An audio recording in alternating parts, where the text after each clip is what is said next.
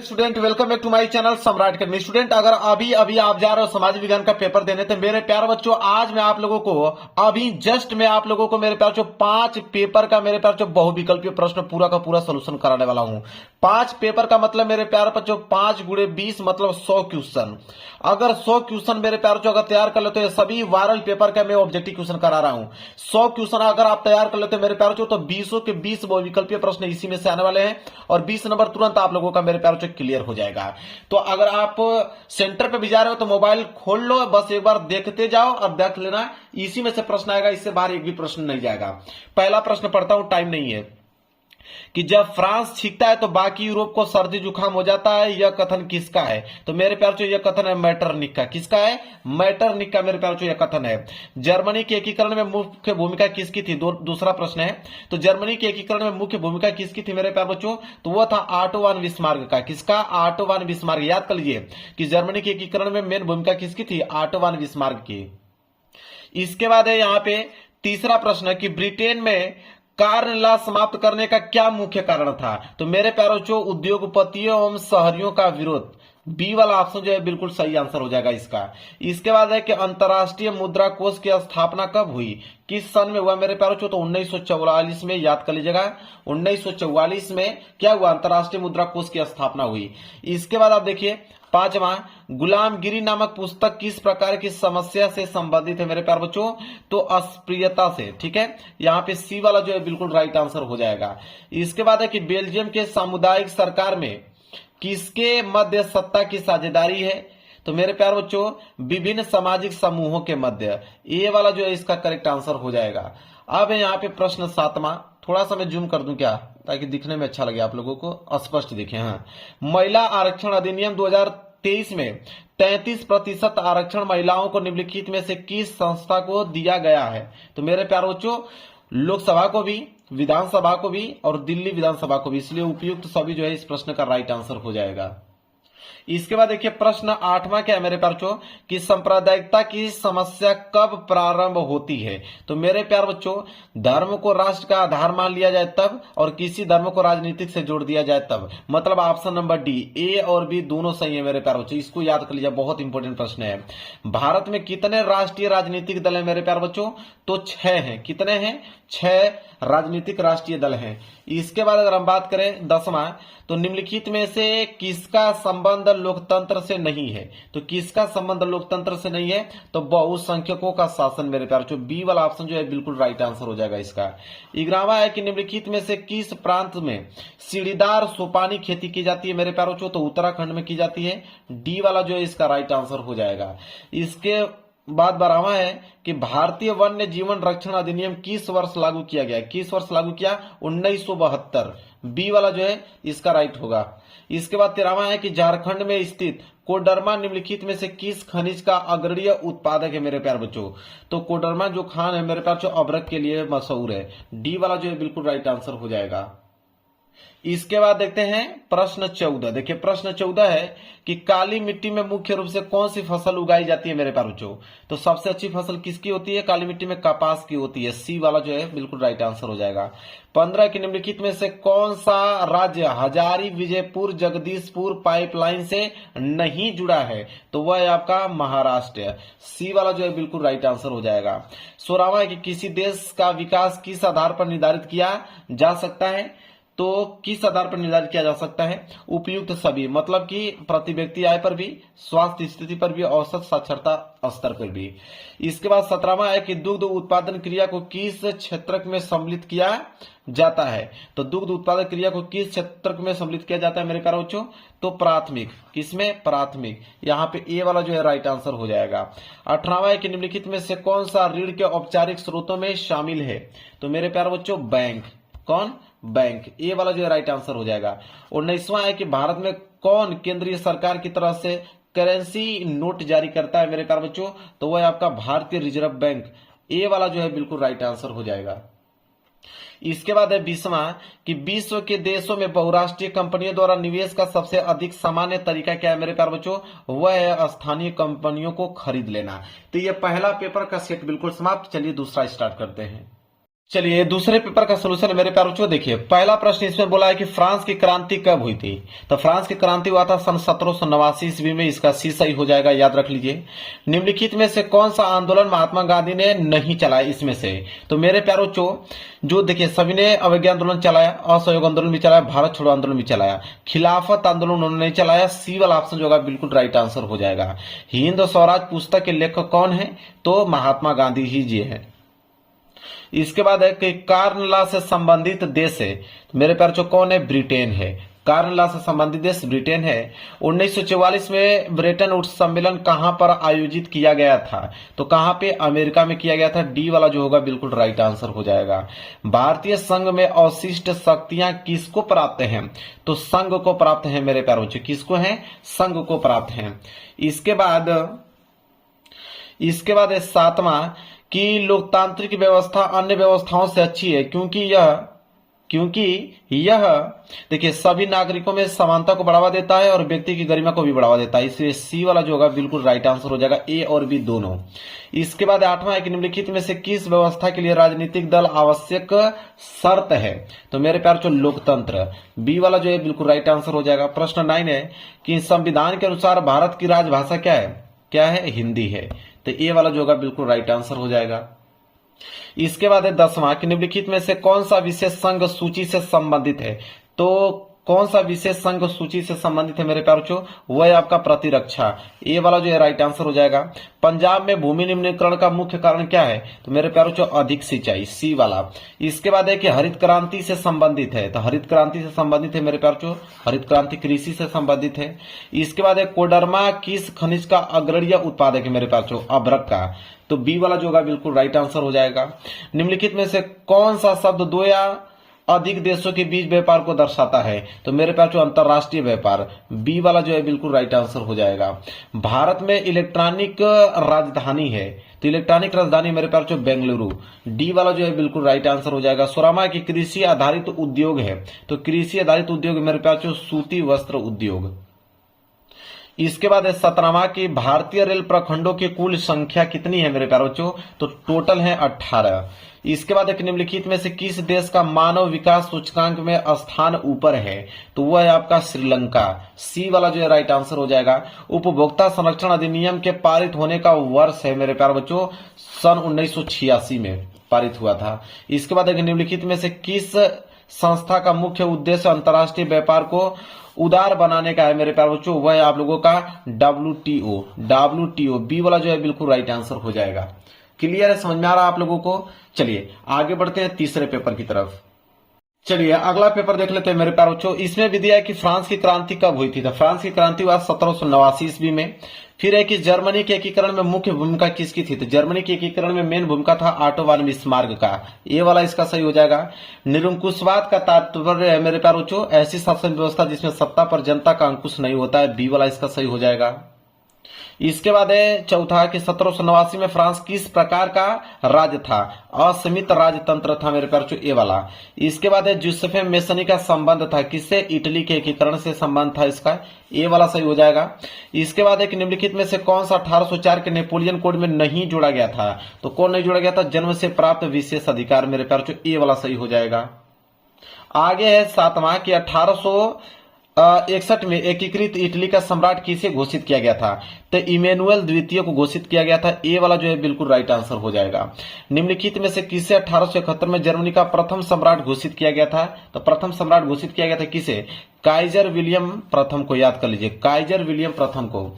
इसके बाद जलियांवाला बाग कांड में गोलियां किसने चलवाई मेरे प्यारे बच्चों, तो जनरल डायर ने चलवाया था, डी वाला जो है बिल्कुल राइट आंसर हो जाएगा। चौरी चौरा कांड कब हुआ था, सन 1922 में हुआ था, आपको भी मालूम है। जलियांवाला बाग की घटना कब घटी, 13 अप्रैल 1919 को घटा था।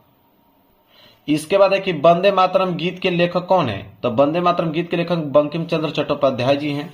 इसके बाद है कि हिंद स्वराज पुस्तक के लेखक कौन है, महात्मा गांधी जी, सी वाला इसका सही हो जाएगा। निम्नलिखित में से किसने बारदौली सत्याग्रह का नेतृत्व किया था, तो मेरे प्यारे बच्चों सरदार वल्लभ भाई पटेल ने किया था। भारत में राष्ट्रपिता कहकर किसको संबोधित किया जाता है, तो किसको कहा जाता है, महात्मा गांधी को संबोधित किया जाता है। स्वराज मेरा जन्म सिद्ध अधिकार है और मैं इसे लेकर आऊंगा, यह कथन किसका है मेरे प्यारे बच्चों, यह है बाल गंगाधर तिलक का, ठीक है। इसके बाद है कि भारतीय राष्ट्रीय कांग्रेस की स्थापना कब हुई? 1885 में हुआ था। निम्नलिखित में से मिट्टी का प्रकार नहीं है सीमेंट, ठीक है, बाकी पीली मिट्टी, लेटराइट मिट्टी, काली मिट्टी होती ही है। इसके बाद निम्नलिखित में से राज्य में काली मिट्टी पाई जाती है। किस राज्य में काली मिट्टी पाई जाती है मेरे प्यारे बच्चों? तो वह आपका गुजरात में पाई जाती है। पर्वतों पर मृदा अपरदन का साधन है मेरे प्यारे बच्चों, हिमनद है। चलिए आगे बढ़ते हैं दूसरे पेपर की तरफ। पहला प्रश्न देखिए कितना सिंपल पूछा है। कह रहा है कि ऑटो वन बिस्मार्क का संबंध किस देश से था? 1 नंबर के लिए प्रश्न है मेरे प्यारे बच्चों। तो यहाँ पे ऑटो वन बिस्मार्क का जो संबंध है मेरे प्यारे बच्चों किस देश से है? तो वो है आपका जर्मनी देश से। ए वाला ऑप्शन जो है बिल्कुल राइट आंसर हो जाएगा मेरे प्यारे बच्चों। अगला प्रश्न है प्रश्न संख्या दूसरा। कह रहा है कि फ्रांस की क्रांति कब हुई थी? किस सन में फ्रांस की क्रांति हुई थी? ये भी प्रश्न कई बार पढ़ा चुका हूं मेरे प्यारे बच्चों। तो सन 1789 ईस्वी में हुआ है। सी वाला ऑप्शन जो है बिल्कुल राइट आंसर हो जाएगा। अगला प्रश्न देख लीजिए प्रश्न संख्या तीसरा। कह रहा वर्ष 1944 में ब्रेटन वुड्स सम्मेलन कहां आयोजित किया गया था? 1 नंबर के लिए प्रश्न है। तो मेरे प्यारे बच्चों 1944 की अगर हम बात करें, उस समय ब्रेटन वुड्स सम्मेलन जो हुआ था मेरे प्यारे बच्चों, वो हुआ था अमेरिका में। कहां पर? अमेरिका में हुआ था। सी वाला ऑप्शन जो है बिल्कुल राइट आंसर हो जाएगा। अगला प्रश्न है प्रश्न संख्या 4 कि अफ्रीका में रिंडर पेस्ट क्या था? 1 नंबर के लिए प्रश्न है। तो अफ्रीका में जो रिंडर पेस्ट था मेरे प्यारे बच्चों एक बीमारी थी। क्या था? एक बीमारी का नाम था। सी वाला ऑप्शन जो है बिल्कुल राइट आंसर हो जाएगा। देखिए अगला प्रश्न है प्रश्न संख्या 5वां कि हिंद स्वराज पुस्तक के लेखक हैं। 1 नंबर के लिए प्रश्न है। तो हिंद स्वराज पुस्तक के जो लेखक है मेरे प्यारे बच्चों महात्मा गांधी जी हैं। डी वाला जो है बिल्कुल करेक्ट आंसर हो जाएगा। अगला प्रश्न है प्रश्न संख्या 6 कि भारत में अवशिष्ट शक्तियां किसको प्राप्त हैं? 1 नंबर के लिए प्रश्न है।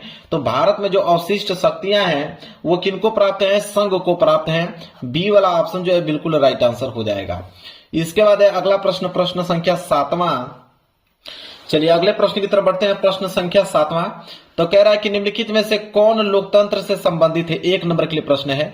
तो लोकतंत्र से जो संबंधित है मेरे प्यारे बच्चों वो वैध शासन भी है, पारदर्शी शासन भी है और उत्तरदायी शासन भी है। इसलिए डी वाला इनमें से सभी जो है इस प्रश्न का राइट आंसर हो जाएगा।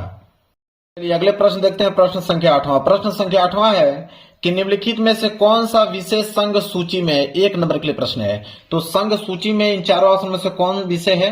तो वह आप लोगों का प्रतिरक्षा है। ए वाला ऑप्शन जो है बिल्कुल राइट आंसर हो जाएगा। आगे बढ़ते हैं अगले प्रश्न की तरफ प्रश्न संख्या 9। कह रहा है कि भारतीय संविधान कब लागू किया गया था?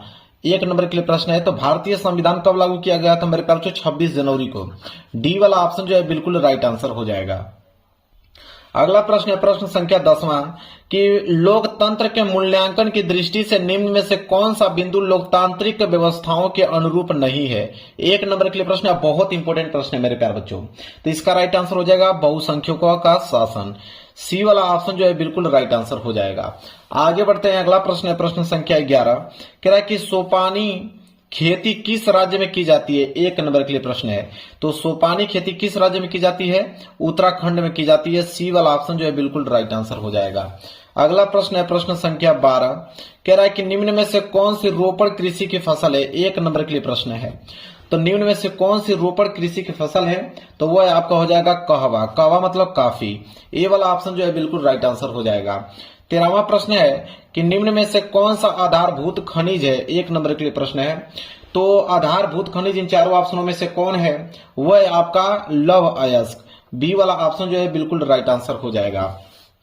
आगे बढ़ते हैं अगला प्रश्न है प्रश्न संख्या 14 कि निम्न में गैर परंपरागत ऊर्जा का साधन है। 1 नंबर के लिए प्रश्न है। तो गैर परंपरागत ऊर्जा का साधन इन चारों ऑप्शनों में से कौन है? सौर ऊर्जा। डी वाला ऑप्शन जो है बिल्कुल राइट आंसर हो जाएगा। अगला प्रश्न है प्रश्न संख्या 15 कि भारत में कौन सा नगर को इलेक्ट्रॉनिक उद्योग की राजधानी कहा जाता है? ठीक है, 1 नंबर के लिए प्रश्न है। तो भारत में कौन सा नगर जो है जिन्हें हम लोग इलेक्ट्रॉनिक उद्योग की राजधानी कहते हैं? ठीक है, 4 ऑप्शन आपके पास है। तो उसे हम कहते हैं बेंगलुरु को। बी वाला ऑप्शन जो है बिल्कुल राइट आंसर हो जाएगा। अगला प्रश्न है 16वां कि भारत में परिवहन का प्रमुख साधन है। तो भारत की अगर हम बात करें तो भारत में परिवहन का प्रमुख साधन आपका सड़क परिवहन है। ए वाला ऑप्शन जो है बिल्कुल करेक्ट आंसर हो जाएगा। इसके बाद है 17वां कि औद्योगिक क्रियाओं को किस आर्थिक क्षेत्र के अंतर्गत रखा जाता है? 1 नंबर के लिए प्रश्न है। मेरे प्यारे बच्चों औद्योगिक क्रियाओं को किस आर्थिक क्षेत्र के अंतर्गत रखा जाता है? तो जो औद्योगिक क्रियाएं होती हैं उन्हें हम लोग द्वितीयक क्षेत्र के अंतर्गत रखते हैं। बी वाला ऑप्शन जो है बिल्कुल राइट आंसर हो जाएगा। अगला प्रश्न है प्रश्न संख्या 18 कि मानव विकास सूचक 2018 के अनुसार किस देश की स्थिति उच्चतम स्तर पर है। 1 नंबर के लिए प्रश्न है मेरे प्यारे बच्चों, तो वह है आपका श्रीलंका। बी वाला ऑप्शन जो है बिल्कुल राइट आंसर हो जाएगा। अगला प्रश्न है प्रश्न संख्या 19 कि राष्ट्रीय उपभोक्ता दिवस कब मनाया जाता है। 1 नंबर के लिए प्रश्न है, वो मनाया जाता है आपका 24 दिसंबर को। सी वाला ऑप्शन जो है बिल्कुल राइट आंसर हो जाएगा। चलिए अगला प्रश्न देखते हैं प्रश्न संख्या 20वां कि बहुराष्ट्रीय कंपनियों द्वारा निवेश का सबसे सामान्य मार्ग है। 1 नंबर के लिए प्रश्न है मेरे प्यारे बच्चों, तो वह है आपका स्थानीय कंपनियों को खरीदना। बी वाला ऑप्शन जो है बिल्कुल करेक्ट आंसर हो जाएगा। पहला प्रश्न पूछ रखा है इसने कि 1789 में फ्रांस में राष्ट्रवाद की प्रथम अभिव्यक्ति का क्या परिणाम हुआ। मेरे प्यारे बच्चों 1 नंबर के लिए प्रश्न है, तो क्या परिणाम हुआ मेरे प्यारे बच्चों, तो फ्रांस की क्रांति हुआ। क्या हुआ, फ्रांस की क्रांति हुआ। ए वाला ऑप्शन जो है बिल्कुल राइट आंसर हो जाएगा। ठीक है, इसके बाद हम बढ़ते हैं क्वेश्चन नंबर दूसरे की तरफ। क्वेश्चन नंबर दूसरा है कि जर्मनी के एकीकरण में प्रमुख भूमिका किसकी थी। बहुत इंपॉर्टेंट प्रश्न मेरे प्यारे बच्चों। तो अगर जर्मनी के एकीकरण की हम बात करें तो उसमें जो प्रमुख भूमिका था वो किसका था मेरे प्यारे बच्चों, तो वह ऑटो बिस्मार्क का था। बी वाला ऑप्शन जो है बिल्कुल राइट आंसर हो जाएगा मेरे प्यारे बच्चों। तीसरा है कि आनंद मठ उपन्यास के लेखक कौन थे। 1 नंबर के लिए प्रश्न है, तो आनंद मठ उपन्यास के जो लेखक थे मेरे प्यारे बच्चों वो बंकिम चंद्र चटर्जी थे। यहाँ पे ए वाला जो है बिल्कुल राइट आंसर हो जाएगा। इसके बाद है मेरे प्यारे बच्चों क्वेश्चन नंबर 4 कि महामंदी का सबसे बुरा असर पड़ा। 1 नंबर के लिए प्रश्न है मेरे प्यारे बच्चों, तो महामंदी का सबसे बुरा जो असर पड़ा था मेरे प्यारे बच्चों वो कृषि क्षेत्र पर पड़ा था। किस पे पड़ा था, कृषि क्षेत्र पर। बी वाला ऑप्शन जो है बिल्कुल राइट आंसर हो जाएगा। 5वां प्रश्न देख लीजिए कि अंतरराष्ट्रीय मुद्रा कोष की स्थापना कहां पर की गई थी। 1 नंबर के लिए प्रश्न है मेरे प्यारे बच्चों, तो अंतरराष्ट्रीय मुद्रा कोष की स्थापना जो हुआ था मेरे प्यारे बच्चों वो संयुक्त राज्य अमेरिका में हुआ था। सी वाला ऑप्शन जो है बिल्कुल राइट आंसर हो जाएगा। आगे बढ़ते हैं प्रश्न 6 की तरफ। देखिए प्रश्न 6 है कि निम्नलिखित में से कौन सा संघीय राज्य नहीं है। 1 नंबर के लिए प्रश्न है, तो संघीय राज्य नहीं है इन चारों ऑप्शनों में से कौन नहीं है मेरे प्यारे बच्चों, तो चंडीगढ़। ए वाला ऑप्शन जो है बिल्कुल राइट आंसर है, वो संघीय राज्य नहीं है। बाकी राजस्थान, उड़ीसा, आपका तमिलनाडु ये संघीय राज्य के अंतर्गत आते हैं। 7वां है कि लोकतंत्र का प्रमुख गुण निम्नलिखित में से कौन सा है। 1 नंबर के लिए प्रश्न है, तो इन चारों ऑप्शनों में से प्रमुख गुण निम्नलिखित में से कौन सा है, तो वह है आप लोगों का इनमें से सभी। मैं हमेशा से बहुविकल्पी प्रश्न बताता हूं कि अगर इनमें से सभी आ गया तो वही वाला ऑप्शन सही होगा। ठीक है, इसके बाद है प्रश्न 8वां देख लीजिए क्या है। प्रश्न 8वां है कि भारतीय संविधान कब लागू किया गया था। 1 नंबर के लिए प्रश्न, बहुत इंपॉर्टेंट प्रश्न है मेरे प्यारे बच्चों। तो भारतीय संविधान की अगर हम बात करें तो 26 जनवरी को लागू किया गया था। डी वाला ऑप्शन जो है बिल्कुल राइट आंसर होगा। इसके बाद है प्रश्न 9 कि भारतीय संविधान में भाषाओं को किस अनुसूची में रखा गया है। 1 नंबर के लिए प्रश्न है, तो अगर हम भारतीय संविधान में देखें तो भाषाओं को किस अनुसूची में रखा गया है, तो उसको रखा गया है 8वीं अनुसूची में। किसमें, 8वीं अनुसूची में रखा गया है। सी वाला जो है इसका राइट आंसर होगा। इसके बाद 10वां प्रश्न है कि निम्नलिखित में से कौन सा विषय राज्य सूची से संबंधित है। तो कौन सा विषय जो है राज्य सूची से संबंधित है मेरे प्यारे बच्चों, तो वो है आपका, चलिए तो मेरे प्यारे बच्चों राज्य सूची से संबंधित है आपका मेरे प्यारे बच्चों ऑप्शन नंबर डी पुलिस। ठीक है, चलिए आगे बढ़ते हैं। अगला प्रश्न है मेरे प्यारे बच्चों प्रश्न संख्या 11 कि रबी की फसलों के बोने का समय है। 1 नंबर के लिए प्रश्न है मेरे प्यारे बच्चों, तो रबी की फसलों के बोने का जो समय मेरे प्यारे बच्चों अक्टूबर से लेकर दिसंबर। बी वाला ऑप्शन जो है बिल्कुल राइट आंसर हो जाएगा मेरे प्यारे बच्चों। 12वां प्रश्न है कि निम्नलिखित में से कौन सा ऊर्जा खनिज नहीं है। तो कौन सा ऊर्जा खनिज नहीं है इन चारों ऑप्शनों में से ये बताना है आप लोगों को, तो वह है आप लोगों का लौह अयस्क। लौह अयस्क ए वाला ऑप्शन जो है बिल्कुल राइट आंसर हो जाएगा। 13वां है कि कृषि का आर्थिक क्षेत्रक है। 1 नंबर के लिए प्रश्न है, तो कृषि का आर्थिक जो क्षेत्रक है मेरे प्यारे बच्चों वह है आप लोगों का प्राथमिक क्षेत्रक। ठीक है, प्राथमिक क्षेत्रक के अंतर्गत आता है। ठीक है, कृषि। इसके बाद है 14वां प्रश्न कि निम्न में से गैर परंपरागत ऊर्जा का साधन है। 1 नंबर के लिए प्रश्न है, तो गैर परंपरागत ऊर्जा का जो साधन है मेरे प्यारे बच्चों वह है आप लोगों का सौर ऊर्जा। क्या है, सौर ऊर्जा। डी वाला ऑप्शन जो है बिल्कुल राइट आंसर हो जाएगा। 15वां प्रश्न है मेरे प्यारे बच्चों कि निम्न में से कौन सा आधारभूत खनिज है 1 नंबर के लिए है। तो आधारभूत खनिज इन चारों ऑप्शन में से कौन है, तो वह आप लोगों का लव अयस्क। क्या है, लव अयस्क। बी वाला ऑप्शन जो है बिल्कुल राइट आंसर होगा। 16वां है कि पृथ्वी सम्मेलन का आयोजन कब हुआ, 1 नंबर के लिए प्रश्न है।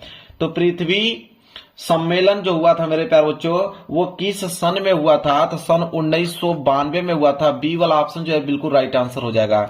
17वां है कि भारत में उदारीकरण प्रक्रिया की शुरुआत किस वर्ष हुई थी, 1 नंबर के लिए प्रश्न है। ठीक है, कह रहा है कि भारत में वो भी उदारीकरण प्रक्रिया की शुरुआत बता रहा है जो कि सन 1991 में हुआ था। बी वाला ऑप्शन जो है बिल्कुल राइट आंसर हो जाएगा। इसके बाद है 18वां प्रश्न कि निम्न में से कौन सा जैव संसाधन है, 1 नंबर के लिए प्रश्न है। तो जैव संसाधन इन चारों ऑप्शनों में से मेरे प्यारे बच्चों कौन है, तो वह है आपका मत्स्य पालन उद्योग। यहाँ पे सी वाला ऑप्शन जो है बिल्कुल करेक्ट आंसर हो जाएगा। 19वां है क्या है कि निम्नलिखित में से किस वर्ष में बांग्लादेश ग्रामीण बैंक की शुरुआत हुई। तो बांग्लादेश ग्रामीण बैंक की जो शुरुआत हुआ मेरे प्यारे बच्चों वह सन 1970 ईस्वी में हुआ। बी वाला ऑप्शन जो है बिल्कुल करेक्ट आंसर हो जाएगा। आगे है प्रश्न 20वां कि किसी देश का विकास आधारित है। तो किसी भी देश का जो विकास है वो आधारित है मेरे प्यारे बच्चों प्रति व्यक्ति आय पर, औसत साक्षरता दर पर, लोगों की स्वास्थ्य स्थिति पर, उपयुक्त सभी। मैं हमेशा से ट्रिक में बताता हूं कि जब इनमें से सभी आ जाए तो वही वाला ऑप्शन 99% मेरे प्यारे बच्चों सही होता है। इस बात को आप ध्यान में रखिएगा।